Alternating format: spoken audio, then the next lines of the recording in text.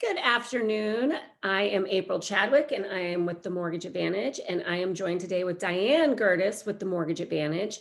And we have decided to start a podcast for those real estate agents and those people looking for accountability, looking for tools and tricks and all the certain things that you can do in your business or in real estate for 2021. How are you, Diane? I am great, April. How are you? Great. Well, I would love the opportunity. And for a lot of people that don't know, Diane Gertis has been in the mortgage industry since the beginning of time. Mm. You look great. You look great. Well, So you got that. But I would love to know a little bit well, but you have become such a big tool for real estate agents to use. I mean, now and before, and you've always been so open with a lot of things. I think a lot of real estate agents always need some knowledge or some advice because obviously they're trying to stay in their lane. So I would love to know a little bit about you. Well, I know a little bit about you. For those that you don't know, Diane's my mom, so I know everything about her. But for the world that doesn't know, I would love if you could just tell a little bit about yourself and why I am such an advocate for you and how you help out the real estate community so much. first I want to add, I am not a tool. I did not appreciate it. I know, no. Multi-purpose?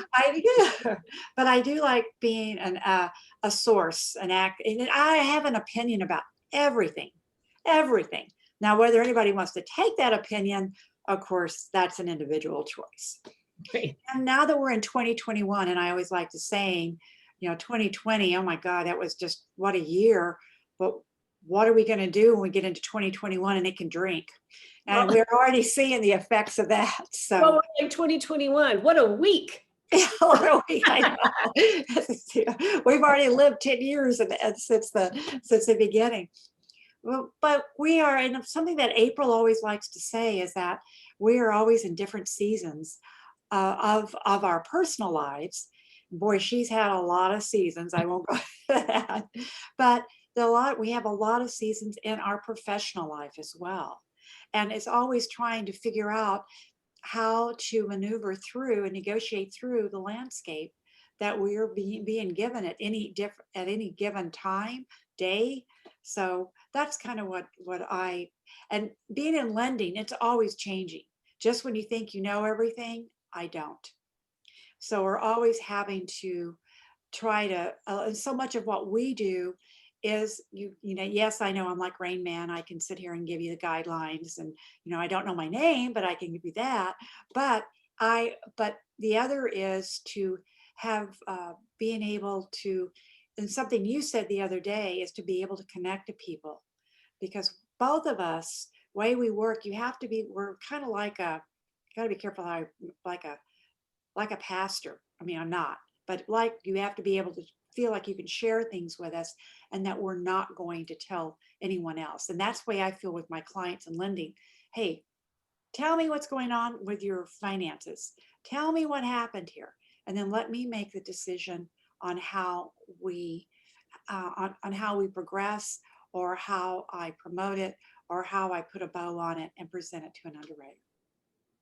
But April, I think you need to tell people because you're such a good accountability coach, and I don't think people realize that. Oh, So tell us what kind of sets you apart from the other coaches out there. I think one of the big things with accountability coaching or with anybody in real estate or anybody that is self-employed, it's not cookie cutter. I mean, goodness gracious, you're self-employed, you're a real estate agent, you're commission only. We all need our paycheck. And I think that coaching is very much like counseling. You can't counsel everybody the same way. Like if someone's going through divorce and someone has problems eating, you don't give them the same advice. And I think with coaching, I take a great joy in it because I feel for a lot of people, it's scary. It's scary when, I always use the analogy. Imagine if you were hired to, in construction, to build an office center or a building, like let's just say an office space, and you're a plaza, that's where I was looking for, and you're looking to do that. Well, imagine if you're the only person doing it. The first 2 days, you may work your 8 hours, but then the third day, you're like, well, I'm going to go a little later, or you don't have it. And then you don't have anyone to talk to. And by the end of the week, how many hours are you really going, or are you even enjoying it? And a lot of people that are self-employed, do not have their people, their touchstone, the people that motivate them, the whatever. And I feel that an accountability coach helps with that. It's like, I feel you, I know it, I know what's going on. And to learn to time block, which I know is a very basic skill. However, being one of the most basic skills is one of the most hardest, or the hardest to do. Number one, when you're alone. And then number two, now when we're in COVID, where we're all alone, and to still map out your day and do those things. And I love creating those relationships. And some of those relationships that I've created through accountability coaching, I'll have the rest of my life. And it brings a lot of joy, for sure, to see the success. Well, ours is a lonely profession, whether you're in real estate or lending. It's lonely because, Mel, you don't have a lot of people you can discuss your profession with. And it's great that your agents have someone like you to discuss it and discuss the, even if it's not only the successes, that's the easy part. Right. It's the trying to get through the trials that you have with being a real estate agent. So share with us an example of someone who had an issue and you were able to help them. Well, I think that's kind of a difficult one. I think a lot of it though is kind of sometimes just branding, or sometimes just thinking outside the box. A lot of times, as with any aspect of life, and I feel that's where accountability coaching kind of comes into therapy as well. So many parts of our life are intertangled or intertwined, so many parts of them. So to sit there and say, what was one example where I've helped someone, that's kind of hard for me to say because I think it's all intertwined. But rather than giving people ideas on how to market, like, hey, did you think of this niche? Oh, I'd never thought of doing that. Oh, hey, did you think of doing this? Oh, I never thought of that. Or like I said, that's really a difficult one. And a lot of times it's just meeting. And for me, I'm always available to answer their questions too. I think that you may know of a different example. That's kind of a hard one on the spot to think. I can come back to that one for sure. Well, I always thought of you a little bit as a cowgirl, or I would say cowboy, but you're not a boy. But you're like a cowgirl because you're always out there, getting your rope up and saying, okay, all right, come on, let's come back this way. Because they're all, seems like all of us, especially that are in sales, we get distracted so easily. And you're so good about bringing people back to the center or getting them back directed to what they need to do. Well, I do feel, and for all those real estate agents that are watching this, don't be offended, but real estate agents see more squirrels than anyone else I've ever met. Whoa, like, and it's not, how could you not be? Because your whole job is to relationship building and things like that. So it's like herding cats, like bring it back around. But you know what? I think the biggest part is real estate or any other sales is based off of negativity. It's based off of no. How many no's are you going to get before yes? And I don't like things based off of negative. Let's flip it to the positive. So you'll get one yes every 3 hours. I don't know how to say that, but just a way to make it positive, make it fun, and to know, what the biggest part of all of this, everyone's going through it. If you're a real estate agent, someone else has done that before. You've got this, you can do this. And especially with 2021 coming out, and this is why Diane and I decided to do this, is obviously all the agents I worked with and have up until 2020. Boy, when 2020 came, it was just a shock. Like, most people were relationship building. Even for me, it's for me to go meet people. How do you go and meet people? How do they get your essence? How do they get that if you're home? So it's having to pivot and to learn and to keep working. Yes. Would I love to drink champagne and watch Netflix all day? Absolutely. In the past few days, I've never done that, April. I've come this close the past few days though. And pretending I'm fine. Well, and you know what? And that is one thing and I learned from a friend of mine, there are mental health days. One thing I've always talked to my agents about is, it's hard being self-employed and to schedule yourself. Because sometimes, as you know, when you started your business, you started out of your house. And how many days did you have off then? None. How lovely were you to be around then? Well, I still don't have any days. Now that I'm working back in the house, I don't mind it. I'm a little different, but it's a lonely profession. Our professions are lonely. And we need to be okay with scheduling time off. Always. There is no harm, no foul. and scheduling time off, and there should always set boundaries. And I think that is one, if you asked what was one thing that I have taught agents, is to set boundaries. Sometimes you're insecure about it. You're like, I don't have any deals going on. Why would I take today off? For you, if people are going to get you, you want them to get the best you they could ever have. Like, Oh, and how that's hard great is it advice. for you? How hard is it for you to take time off? Excuse me? What is that word? Are we talking to me? That's English, 100%. No, I said English. Okay. So, but then, and just to keep all that stuff, but where I'm going with this also is just to bring it back around to you. And I know that we're going to be doing a lot of these and people are going to get to know you really well. But another thing for agents' mental health is you. I can't imagine. I mean, obviously, I was a loan officer for 20 years. You've been a loan officer for 5, and because you look great. No. But you know what? If I wanted the biggest compliment I get for you or for our company is when people say, my life is so much easier now that you're in my life. And they're talking about you. And that's about, like, what, rather than having that stress, they have you. You always answer your phone or your text.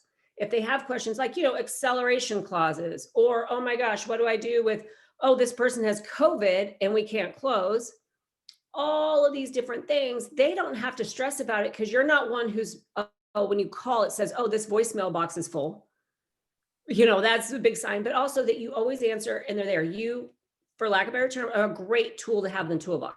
You're the best tool you could have. Thank you. But Thank you you. are. I always wanted to be a tool. But you are, like, and I know it takes a lot out of you, but that is your number one mission, to always answer your phone. This is my career. So that's the answering my phone is, if that's what I have to do. And anyone in our industry, if you have to answer your phone, and if you ditch or ignore calls, especially if you have issues, especially when I'm training new loan officers, if they choose not to answer their phone, if they choose not to address an issue head on, then all it's going to do is just going to continue to grow until it goes and blows up.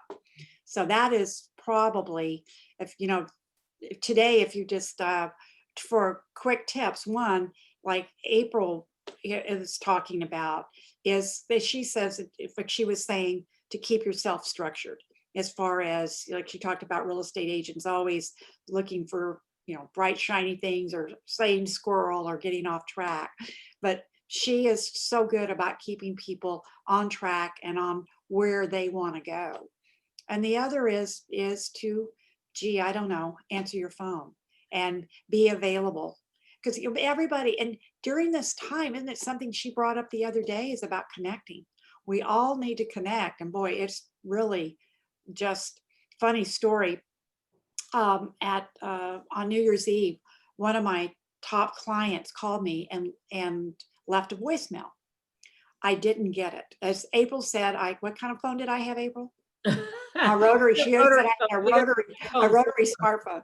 So I did get a new one, and sure enough, when I got let me go back. So the voicemail popped up about a week later. I called her. She was fine. It was, she was just a random call. Thanked me very much, but she was in the process of buying a house. So then when I got my new phone, the one thing that didn't work on it was the voicemail. And so I had to call her. I said, "You didn't call me, did you?" So anyway, I thought that was humorous. Anyway, but no, go ahead. Go ahead. No, I just agree with you that, like, that was of all the things, that one thing I do with accountability coaching too is I kind of try to research the trends. It was a lot easier, I'm going to say, until this year. Like me preparing for 2021 has been really hard, because normally it's really utilizing think outside the box, or you're on your own, let's renegade, whatever it is. Because normally when I go to research, the advice is pretty good, but it's national. A lot of the people, not everybody, we're based out of Arizona, where a lot of real estate, or a lot of the news isn't in Arizona, obviously, it's all over the nation. And so when I'm trying to look at trends and things like that, it's been easier, but now I'm having to pivot, because Arizona is in a different spot than the rest of the world, or the rest of the nation. However, the number one thing that keeps coming across is for everyone is pivotal to stay connected, to log in. I mean, and it's hard. Like I know with real estate agents, it's really hard to attend weekly meetings. It's hard. I know that. But then now with COVID, it's harder apparently for anyone to join any meeting. It's like hurting. I like, I told a friend it was like hurting worms. And they're like, what? Well, worms can crawl up a wall. I'm like, all right, fine. Even more difficult. But for us to stay connected, because I think like even you mentioned, Diane, in a conversation the other day, that goes further than just business. That's even with your family, with your friends, even if you can't see each other, depending on what part of the nation or world you're in. We're in Arizona, we're in the hot spot. So that kind of stuff we can't go out and network and see each other, but it does show like how close you feel to people when you stay connected, and you have to. And that goes family wide and business wide. Well, I hope everyone enjoyed our show today, and we'll have another one. We're going to try to do this once a week, but April has some words of wisdom to end it with. Yes. And obviously we will try to do this once a week, and I will be bringing, I hate to use this term, other tools to the box, so Diane doesn't feel like the only one.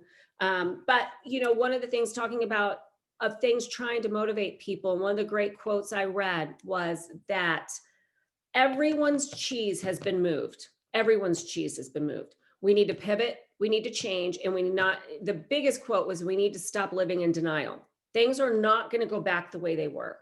No matter who you are, your cheese has moved. So let's do this. Let's find fun ways and interactive ways and ways to motivate us to get the business we want.